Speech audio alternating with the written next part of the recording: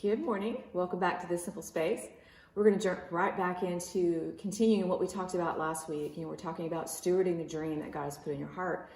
And I wanted to kind of go back just a little bit and then finish off with a couple of best practices that we find from Joseph in the story of Joseph in the book of Genesis. We talked about how 2020 has just been such a year of chaos and uncertainty and a dismantling of so many things, and how easy it would be to set aside your dreams. And, dreams don't have to be this, Martin Luther King had an amazing dream. But when that started, before he articulated that, it was a very probably insignificant thought in his mind, but he built that. He continued to allow God to build that dream in his life, didn't he? So when I say dream, I think a lot of us think of those big things that we see people do, but those always started as a seed. When we think about a dream like a seed, think about as a woman, think about when you're carrying a child. At first nobody sees that. It's there. That seed is planted inside of you, and kind of what, it's going to be a human being. The essence of what it is, but there's so much you don't know, and you don't feel it yet, and there's not a connection yet. But as you begin to nurture that, and as it grows inside of you, when we focus on that as a woman, let's take it that way. When we begin to think about what's growing inside of us, we make every decision in our life, don't we, is balanced against what is growing inside of us. So let's think about that with a dream. The dream that God's put in your heart starts very small, but if you become aware and if you become intentional about that and understand that it is something that when it's birthed is going to have impact, and it's infinite, not finite, it's infinite. The dream that God bursts through you is eternal. It's part of God's design for you and his design for the world. So as you think about that, your dream inside of you, every decision that you begin to make is balanced against that. And it's going to help you through seasons of challenges, because when you're tempted to get off into something that's just frustrating and irritating, and it stirs up your angst and your ire, instead of just automatically going there, even if it's for a good cause or something that's maybe legitimate, think about, how is this going to balance out against what I'm carrying inside of me, even in a season of challenge. So for me personally, 2020 was an incredible opportunity to raise my level of awareness to the path that God had for my dream that he wanted to birth through me. And as I began to guard and focus on that dream, it was incredible to me. It was just absolutely transformational how it took me through a year that otherwise would have been just stripping me of everything that I thought God had called me to do. But on the flip side of that, what it actually did was raise my awareness, and it actually strengthened my purpose and my resolve for what God is growing inside of me, okay? Does that make sense? So like Joseph, the stage of the dream that God's placed in our heart maybe years ago develops differently than what we maybe originally planned from the beginning. My interpretation of what I saw for 2020 in January shifted dramatically in March. For most of you, it probably did. And it became challenged vitally by the pervasive and layered events of our country. Chaos, questioning, uncertainty, right? But here's where we must sit and determine to manage and steward the dream. When we have a shift dramatically of what we think, well, I thought God called me to do that. How many of you have said that? I thought God called me to do that. He did call you to do it. Quit shifting with the dramatic landscape of the culture and the chaos around you, and instead look to manage and steward that dream. And when we do that, it's going to pull us through those uncertain precedented seasons. It's actually going to promote us through the progression of God's dream planted inside of you. I'm going to say that again. If you will steward the dream and not be distracted and unnerved by how dramatically it shifts from what you originally saw in your mind, it's going to pull you through to the place. It's going to take you to the palace. It took Joseph there, didn't it? Speaking of Joseph, let's talk about a little bit more on that. The first two best practices last week that we unpacked were that he communed with God daily, and he allowed that communion to develop and expand his character and just deepen that dream and expand the growth of that dream inside of him, right? And then secondly, that's a new word for this week. Secondly, he didn't shy away from that dream just because the shift was so different. So let's real quickly talk about what his original dream was. Go back to the book of Genesis, chapter 37, and read in there, because it talks about God gave him a dream as a 17-year-old boy, 17-year-old boy. His dream was that basically his brothers and his mother and father bowed down to him. One of the youngest, next to the youngest in the family, right?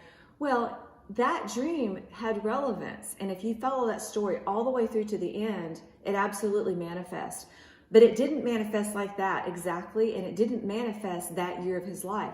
So even though Joseph brashly spoke of a dream that he had, and he was put in danger and obscurity because of that, the dream God gave him literally put him in danger because his brothers hated him for it, and they were going to kill him for it. And then it put him in obscurity. He was as a slave and then in prison for 14 years. Let that sink in for a minute. But what were some best practices that Joseph continued in all of that? Joseph did not allow that dream to die. He used each season of that dream to grow and to learn in the place that he was at. Instead of throwing the dream away, he said, God, what can I learn right now that's going to grow this and make me better qualified to carry this dream to the next platform, right? And that's exactly what he did. And that's what I want you to think about doing. Number 3, the best practice. Use each season to sharpen and add knowledge to what you've already gained. Remember, we talk about layers. Layers and layers and layers are what give you the depth in your purpose, all right? Number 4, he never disengaged from God being central in his life. This is key for you. This is key for me. It kind of ties back into don't shy away from your dream. Do not try to recreate your dream according to your current environment. It's easy to do, and there's nothing, this is not a critical thing. This is just, or condemning thing. This is just something to be aware of. Remember, awareness is the first step to actually shifting and transforming something in your life. Becoming aware of something means, okay, I'm aware of it now. Now I need to find the action that goes with that. So when you see something happen in your life, when you have a dream or you feel like God showed you to do something, well, I know God told me to start that business. I know God told me to become a part of whatever XYZ you want to add to that. I know he told me to stay home and be a stay-at-home mom with my kids. But now I'm questioning that because everything's falling apart and my finances are challenged and my husband lost his job. Now what do we do? Don't shy away from the dream that God told you to do. And secondly, don't try to recreate it just like that, just because there's been a shift. We do that. So when something changes and you think, well, I thought God told me to do that, instead say, commune with God. God, I don't want to recreate this dream. I want you to show me another layer of this. Where do I go from here based on the current environment that I'm in?